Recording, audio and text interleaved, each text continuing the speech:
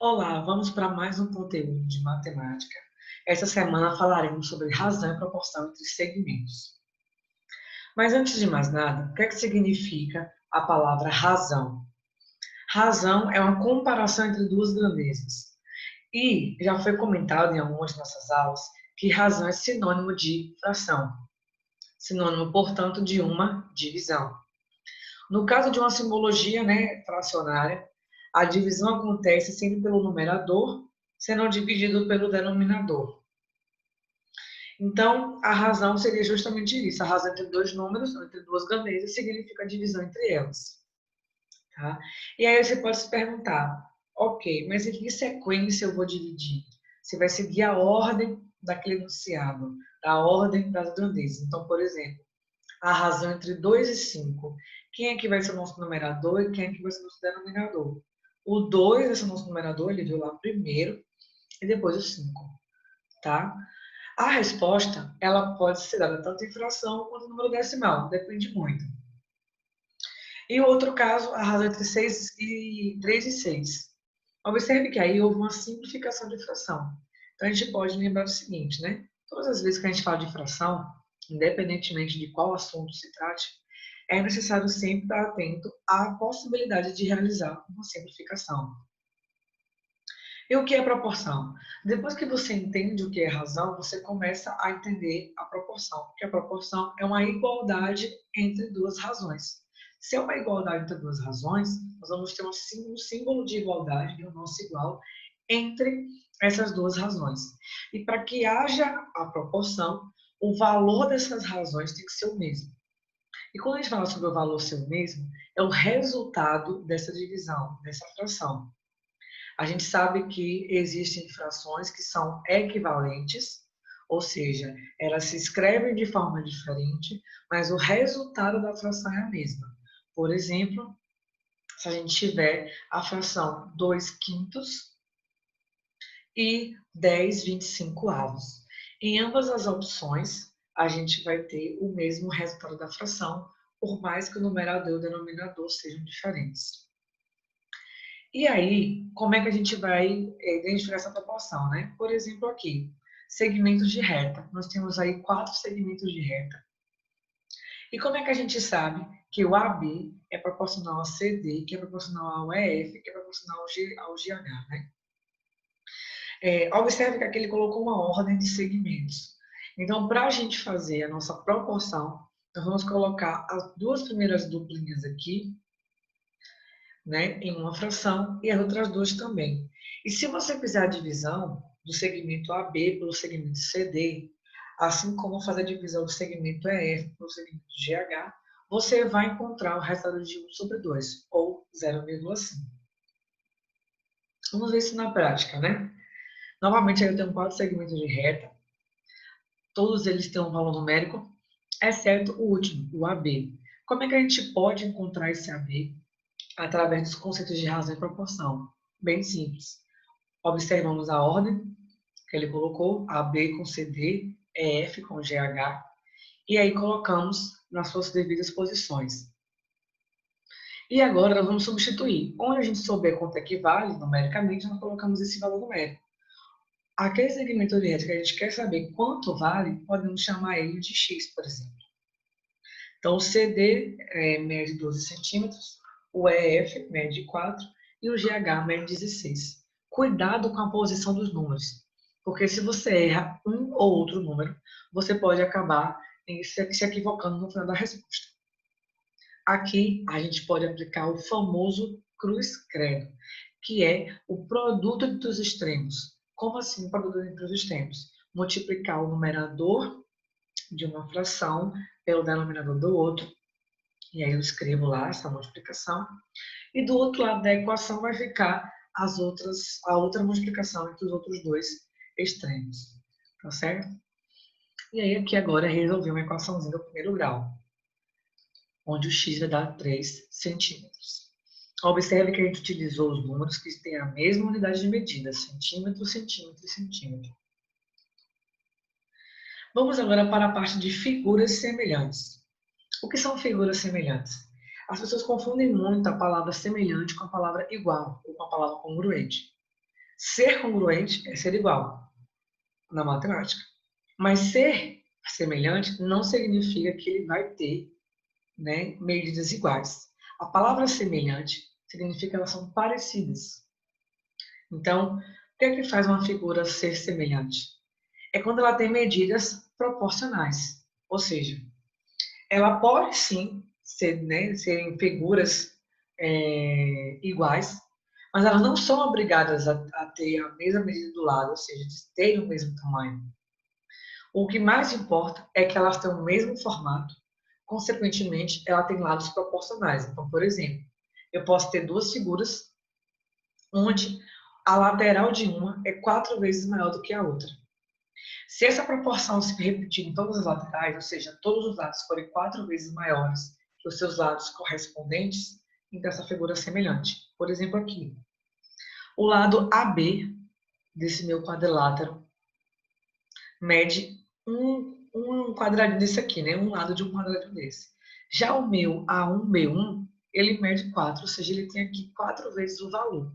Se eu medir os demais segmentos de reta e comparar com aqueles, né, que são correspondentes a eles, essa proporção, se ela se repetir, ou seja, se o valor de BC, né, e o valor de B1C aqui tiver essa proporção de 4, então significa, assim como os outros dois lados, significa que essas duas figuras elas são semelhantes. Tá? Mas, novamente, as figuras semelhantes elas também podem ser congruentes. Elas só não são obrigatoriamente assim. Polígonos semelhantes. Então, vamos agora estreitar mais para o lado dos polígonos.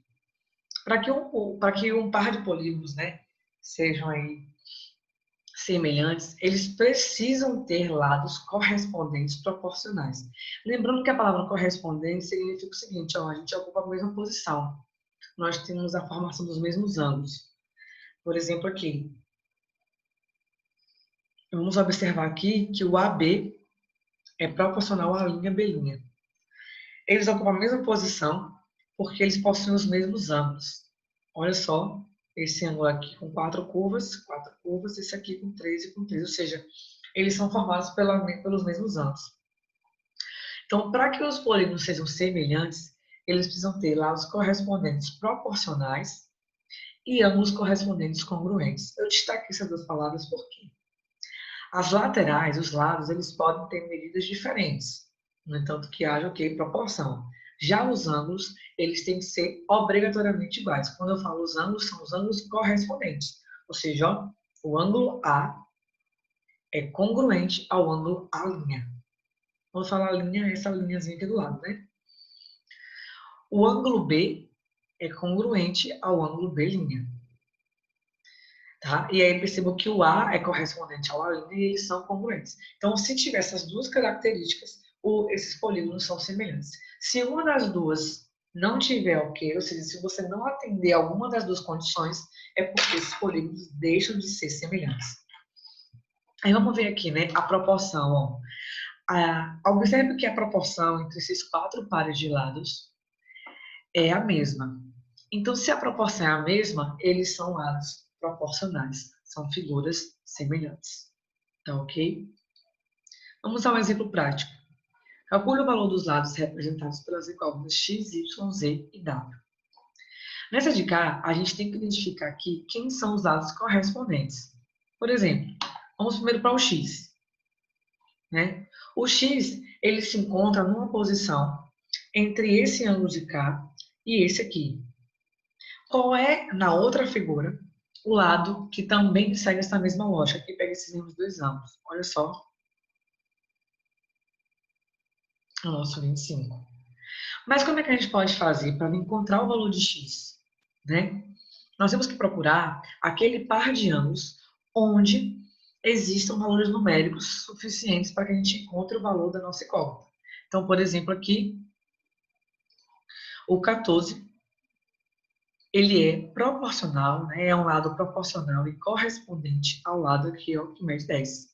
Observe que eles têm os mesmos ângulos, então eles são os lados correspondentes. Então, como é que ficaria a nossa proporção? Olha só, x sobre 14 igual a 25 sobre 10. Vamos prestar bem atenção aqui sobre a posição dos números, ok? Percebam que o x sobre o 14, o x e o 14 estão na mesma imagem, tudo bem? O mesmo acontece com o 25 e o 10. Você pode optar por colocar na mesma fração aqueles números ou letras que estão na mesma imagem. Mas o mais importante é que você observe também a posição em que os números estão. Por quê? Observe que o x e o 25 ó, são os lados proporcionais. E o 14 e o 10 também. Então, tem que estar na mesma direção. Tá ok? Para não confundir a posição desses números. Feito isso, a gente vai fazer um cruz-credo e acha o valor de x. A mesma coisa nós vamos fazer para os demais, para as letras y, z e w. Então, nossa letra z, a gente tem aqui, né, essa lateral, 2 ângulos normalmente de 90 graus, mas vamos comparar aqui direitinho, né, que aqui em cima também teria 2 ângulos de 90 graus. Se a gente observar direitinho, ó, ele é correspondente a esse. Você vê pela posição dos demais, tá? Pela sequência dos demais, ó. Que ó, esse lado aqui é oposto a esse lado de x, esse aqui também. Então, esses lados aqui são os correspondentes. E aí, eu posso utilizar de novo o meu exemplo daqui, ó, o 14 e o 10. Como é que ficaria, então, a minha proporção? Para um pouquinho nesse vídeo, tenta fazer você. Como é que ficaria essa proporção? Colocando aqui, ó, juntando os números que fazem parte da mesma figura, né, na sua posição correta, em direção ao seu lado proporcional. Olha só. Né? Aqui eu fiz com Y e com Z, e o W também. E a gente pode observar, né, em todos eu juntei os números da mesma figura. E na mesma direção ficou quem? Os lados proporcionais. Como assim, pronto? Ainda não entendi. De forma mais resumida, eu coloco numa mesma fração as informações que pertencem à mesma imagem. Então, aqui, ó. Agora, como é que eu sei quem vai ficar no numerador e quem vai ficar no denominador? Vai depender de quê? Vai depender da minha proporção. Ou seja, o Z está na direção do 49 porque o Z é correspondente ao meu 49. O mesmo vale para o 10 e para o 14. Tá? Então, toma muito cuidado. Porque ó, se você tentar, por exemplo, trocar a posição do 14 pelo 49, sem trocar a primeira fração, você vai ver que o valor de Z vai ser alterado. Bom, depois que a gente descobre as incógnitas, né, está respondendo a questão, mas se você quiser conferir se realmente vai dar esses valores, o que, é que você pode fazer? Você vai substituir esse valor aqui, vai realizar a divisão na fração e ver se os resultados vão dar o mesmo. Tá ok? Assuntozinho tranquilo. E aí, a gente se encontra essa semana para tirar as dúvidas.